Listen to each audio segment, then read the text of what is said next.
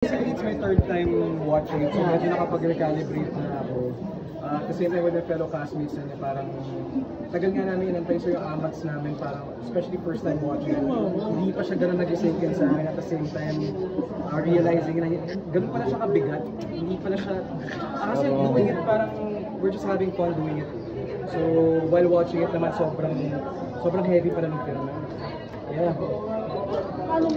Paano mo nilet go yung character mo? Kasi it's super heavy, parang it's out of this world yung character eh. Siguro malaking factor po yung mga classmates ko, which is when we do our scenes, sobrang hindi kami nagsasapawan. Like in terms of tulungan lang talaga kami with consent po lahat na ginagawa namin. So at the same time, it takes a lot to help each other, like, which is malaking tulong po yun in terms of doing any projects talaga.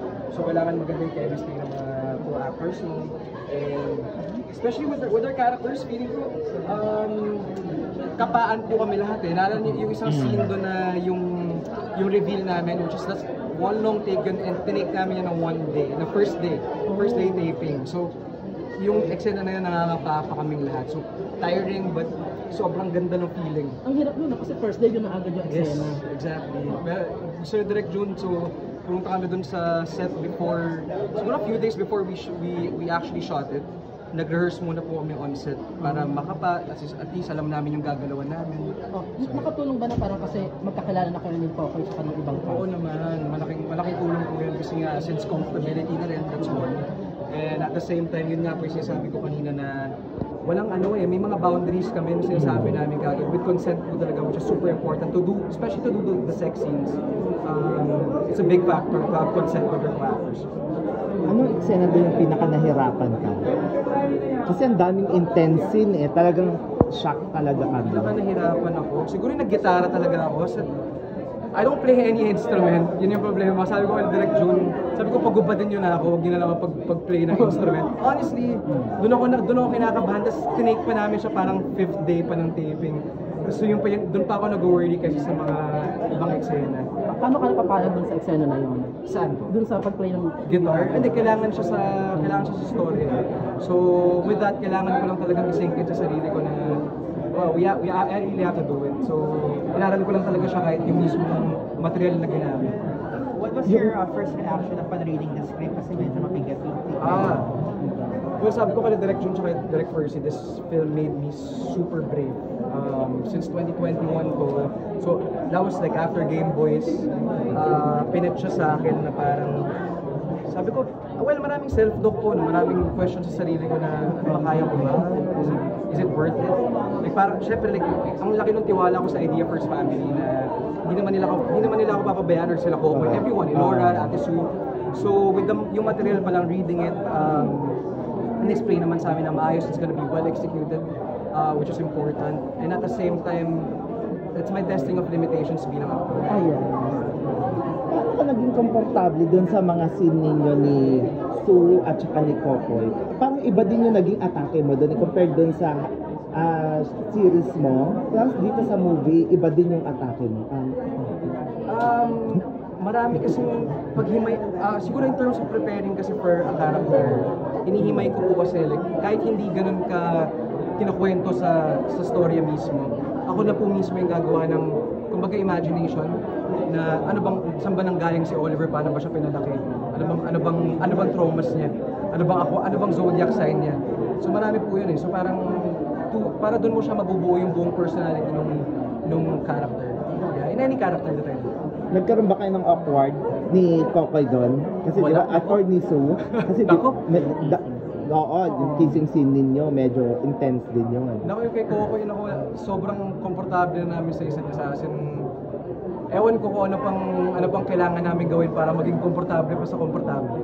Ganoon na kami ka-close ni Kokoy. So, I love working with that guy. Sobrang sarap katrabaho kasi parehas kami na syempre may mga insecurities sa mga tayong lahat. So parang tulungan lang kami. Parang to take away yung mga hindi kailangan dalhin on set. Ngayon nagsimula ka na sa ganitong mga eksena, talagang ano yung pwede pang asahan sa'yo ng mga fans mo, taga-suporta mo? More ganito bang projects? I'm actually down kasi I'm a storyteller. Everyone na nandito sa pelikulang to storyteller lahat. And I just wanna keep on continuing telling stories. So like with the question also with being typecasted, ganyan, there's nothing wrong with it. Basically it's a story at the end of the day. So walang gender na tinitignan. Basically tao naman lahat yan eh. So you just really have to portray and tell their side. So, paano masasabi mo na lang na bakit kailangan panoorin ng tao as your mother's side? Well, it's a form of entertainment, you know, it's a form of art. Basically, I can say na it's not for everyone. Hindi naman, lahat naman ng pelikula, hindi naman para sa lahat. So, kanya-kanyang trip naman yun. So, if gusto niyo bigyan ng chance, please do. But kung ayaw niyo bigyan, okay lang din. Well respected yun, that's your own choice. And opinion yun. How fulfilling doing this character? Sorry? How fulfilling? How fulfilling? Sobrang fulfilling kasi nga that's the thing, yun yung nagpa-jump sa akin to do 2 and 1, to do other characters na parang, especially with Direk Jun, it's a privilege to work with him, to be directed by him. I was just a fan before doing this. Fan lang ako kahit manager namin siya before. Sobrang fan lang ako ng mga creative inputs niya. But to be working with him sa on-set mismo, ng mapagalitan niya, ako, privilege yun. Kasi everything's a learning process naman. Lahat naman yan step by step yan. So, yeah, wala naman po kailangan madalian. So, fulfilling siya kasi yun yung nagpatalon sa akin. Ali, pwede mo masabi, kasi hindi lahat pwede magustuhan yung movie. Yeah. Ano yung mga hindi open-minded. Ano masasabi mo? Kaya niya na yan. I mean, trip ko na. Kung ano yung trip niyo talaga. Kasi hindi ko kayo pipilitin. Wala naman dapat mamilit. No? So, kung trip niyo, game please. Pero kung wag, okay lang. Chill lang kayo dyan. Manood kayo ng ibang trip. Kerry. While doing this film, ano yung na-discover mo sa sarili mo bilang sa actor? Siguro na meron pa palang lalayo dun sa mga stereotype na atake. Marami pa palang layers na dapat i-consider. Hindi lang kung ano lang dapat yung tingin mo. Marami pa palang pwedeng i-consider na ipasok-pasok pa to actually palawakin pa yung character. Pero marami nagtatanong, totoo ba daw yung mas malaki yung kay Coco? Ako. Totoo ba yung sabi ng Totoo ba yung dinurowin mo sa gitara? Then ako, bigay na natin kay Coco ito, sige. Para sa kay Oliver and Eman. Pero sa totoong buhay, hindi ako papatalo siya. Medyo ko lang. Sila rin. Pero nakakatuwa, ang daming nagsusuporta dito sa pelikula ninyo at of course sa Enlightened Film Festival. Ano masasabi mo na namin? I'm super grateful. Honestly, this opportunity, maraming pinasok for me. I'm just really thankful. Wala akong ibang gustong sabihin kundi pasalamat lang talaga sa lahat. Even with everyone na even makonsider ako mapasok dito, malaking bagay na po sa akin.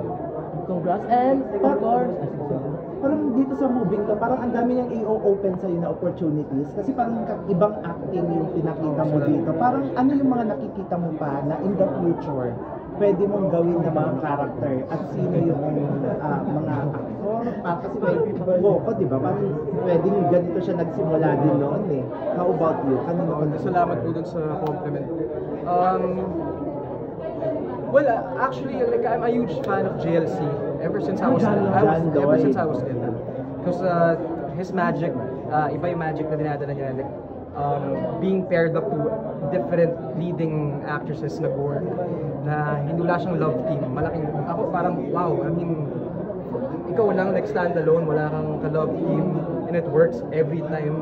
Tapos ngayon, he's doing art films, which is super, I wanna keep doing, I'm super grateful for doing like Senior High Street now. Pero as much as possible, I still wanna keep on doing passion projects such as your dream role.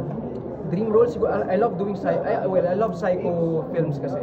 So mga dark films, ganyan. So kung may mga dream role ako siguro yung mga psychopath, ganyan. No? Pero effective ka rin sa BL eh. So, salamat po. Sino kaya yung pwede Kinikilig siya doon eh. Oo. Kahit kanino ka i-partner, kay Sijan, kay Kokoy, parang andun lagi yung chemistry. Yeah. Sino yung parang gusto mo pang makapair? Parang sa Well, another ako, BL? well, ako feeling ko, since I've been doing BLs, no, I mean, yun yung sabi ko, like, pag may na-offer naman, walang problema. Pero as much as possible, I just really wanna, like, step away lang, konti, medyo hingay nga lang. I just wanna do other projects as well. Pero kung ma-offeran, different timpla ng BL, why not, right? I mean, pero gusto ko lang muna lumayo. Pero with Zijan, ako okay na ako dun, honestly. Like, iba rin yung chemistry namin ni Zijan, so sobrang iniingatan namin. And tuloy-tuloy yung story ninyo sa High Street. Yes. Sa May na papalabas. Yeah. Pero I don't wanna give out info Yeah. muna kasi Pero I saw really, si Jan, parang pulis siya doon. yeah. Yeah. Yeah. Yun lang talaga. Yun lang, ayoko muna kasi para ma-enjoy nyo lang din yung ma-enjoy nyo lang din yung proseso ng paggawa din namin bilang manonood. So, enjoy nyo lang din yung amats na pwede nyo makuha. So aside from dito, meron pa bang aabangan sa yung upcoming projects aside from High Street? High Street. Well, now I'm really super focused with High Street. So, yun muna po yung ma-announce ko. Pero yeah, I'm super excited sa lahat kami na sobrang pinaghihirapan na ngayon kasi nga it's a different, basta iba siya sa scene.